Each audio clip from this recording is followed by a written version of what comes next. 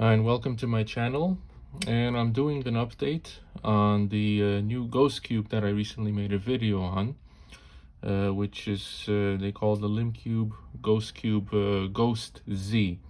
And I found out why it's called the GhostZ because there was an old puzzle, a custom puzzle, 3D printed many years ago, I think 7 or 8 years ago, and it was called something like the Skewb Z or something like that. It's basically a hybrid between a Skewb and a 2x2. So this is how far I've gotten, and I will explain my strategy. And the reason I'm making this video now is because I'm still not 100% sure if this strategy will be enough to solve it fully. I'm still working on that, and I might mess it up. So before I do, I'll just show you how I got this far. So basically, you could see 1/2 is entirely solved. And when I say half, I'm referring to the 2x2 portion. So if you think of a 2x2 GhostZ, this would be an entire half, which has 4 corner pieces, 4 2x2 corner pieces. And the other half is all scrambled, except like little pieces like this, for example. If I turn it in, you could see it fits here, and it's starting to get solved. So how did I work my way through this so far? So basically, you have to understand what this puzzle is. It's a hybrid between these two puzzles, just a regular 2x2 and a Skewb. Now, this is a helicopter cube, but the reason I have it here is because it looks like a hybrid between these two puzzles. Now, an actual 2x2 Skewb is not on the market, and I only found one video of a custom-made 2x2 Skewb from many years ago, like the one that I mentioned. I'm not sure if that one's available or not.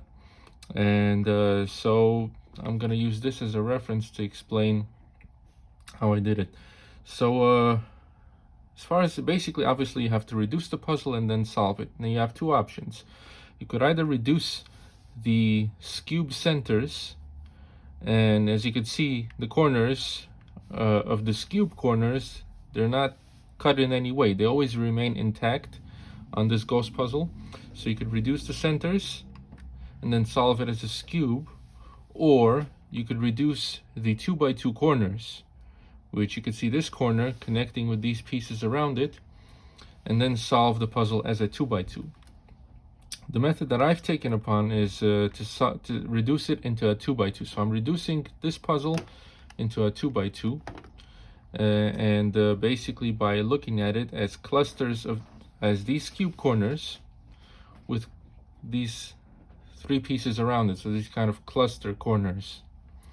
And one of the biggest challenges is perspective, not losing your place, understanding which turns are the 90-degree turns on the puzzle when you're holding it, and which turns are the Skewb turns.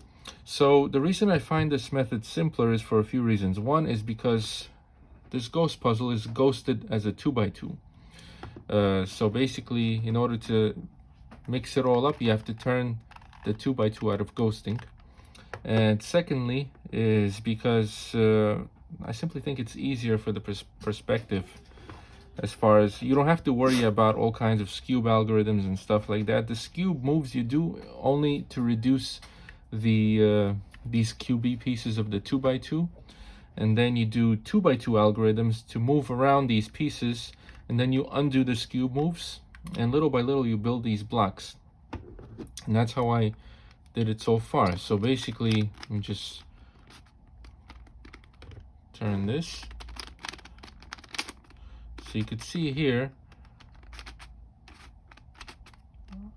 one second.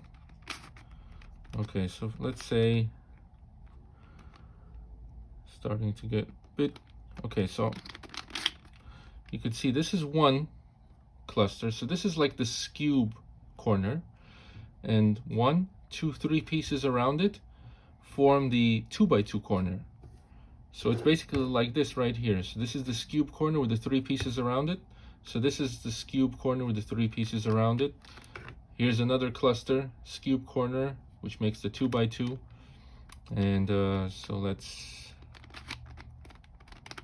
and I'm only scrambling it right now as a 2x2, not as I'm not making any Skewb moves. So you can see here another cluster, Skewb corner with the 3 pieces around it, and here Skewb corner with the 3 pieces around it. And then if basically you do it that way, even if you mix it up when you're doing 2x2 moves, you still have these pieces and you could solve them as a 2x2, which is relatively easy to do. And so what I would do is I would set the pieces up, let's say on the top layer. I do set it up in a way where I could do a skewb move to reduce one of these 2x2 corners. As you can see right here, this one is almost reduced on the top layer. I just need to put in a piece. So I would do 2x2 algorithms to flip this cluster as I need it and set up the piece that I need, find it and set it up, do a skewb move to move it in, and then I either swap the 2x2 corners or I flip this 2x2 corner, do something like that, and then I undo the skewb move and slowly I reduce it. Like I said, I'm not sure if this is going to work for the top layer. I managed to do it for the bottom layer, and yeah, so that's basically the method I've worked out so far. I think this method would be easier as opposed to reducing the skewb centers. I tried that as well and I didn't get too far with that, so that's why I'm working on this method, and we'll see if it works. Also, I should mention this puzzle is a total nightmare to solve because it catches and snags, and the last thing you want with a puzzle of this complexity is catching and snagging, so it makes keeping your perspective even that more difficult. Even when you're doing simple 2x2 algorithms and you have to do some setup moves and you have to keep in mind which is the 90-degree turns, which is the skewb turns when you're turning it, you basically have to, your mind has to adjust to seeing these clusters. Like when I look at this, I see the skewb center with the 3 clusters around it, and I look at this, I see the skewb center with the 3 cluster pieces around it. Here as well, the skewb corner with the 3 pieces around it, skewb corner. So these are basically, this is a 2x2 corner with a skewb center corner and the 3 pieces. That's how you have to train your mind to look at it, and that's going to help with keeping the perspective. So yeah, so that's it for this video. It's a wonderful concept, great puzzle, looks awesome, but it's very, very difficult to solve. So we'll see if I manage to do it. And that'll be all for this video. Thank you, and until next time.